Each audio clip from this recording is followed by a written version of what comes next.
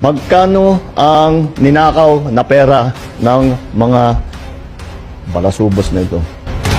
Sa inilabas na listahan ng PCIJ o ng Philippine Center for Investigative Journalism kamakailan, makikita ang 15 mga distrito na nakatanggap di mano ng lion's share o pinakamalaking parte mula sa espesyal na pondo ng DPWH. At ang nanguna sa listahan, ang unang distrito ng Ilocos Norte, kung saan ang tumatayong congressman, ang presidential son, Sandro Marcos.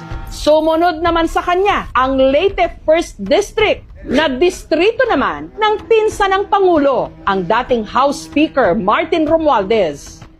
Sa PCIJ report, binansagan sina Congressman Marcos at dating Speaker Romualdez bilang pork barrel kings.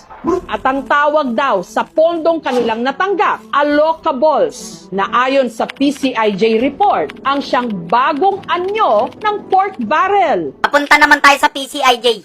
Dito pa lang sa inilabas ng PCIJ, makikita mo na kung sino ang dalawang pinakamalaking buhaya sa Kongreso.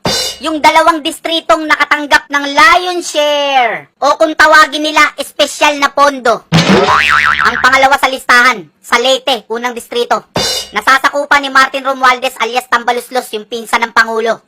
14.4 billion yung allocable ng demonyo. Saka kanino mo isusumbong yan, laging kasama ni Tulfo.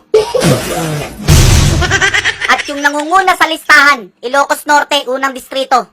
Miyembro ng First Family, Sandro Marcos, anak ng Pangulo. 15.8 billion yung allocable ng Batang Demonyo.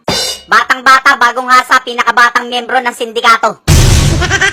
Eto nakakapagtaka. Mas malaki ang pondo ng distrito ni Sandro kaysa sa ibang distrito na may milyong-milyong residente. Alam nyo ba kung ilan ang populasyon ng distrito ng Ilocos Norte? 300,000 lang pare.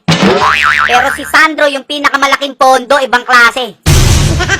Huwag ka na magtaka, siyempre anak ng presidente. Kaya kailangan mas malaki. Mula lolo hanggang tatay magnanakaw pare. Pansin nyo yung mga ninakaw? Palaki ng palaki. Kaya nga ito bata pa lang tinuturuan ng maging tirador ng Ilocos Norte. Yung political career nyo matatapos na kay Sandro. Biruin mo magnanakaw yung Pangulo. Yung pinsan yung anak ultimo lolo. Itaga nyo sa bato kahit kailan hindi na kayo mananalo. Parang Trillanes lang yan kahit tumakbo ng barangay tanod talo. Alam nyo ba yung allocables ngayon? Tinuturing na DPWH pork barrel. Kasi nga nakapaloob yan sa president budget. Kaya tingnan mo yung Kongreso tahimik, hindi nila matakil.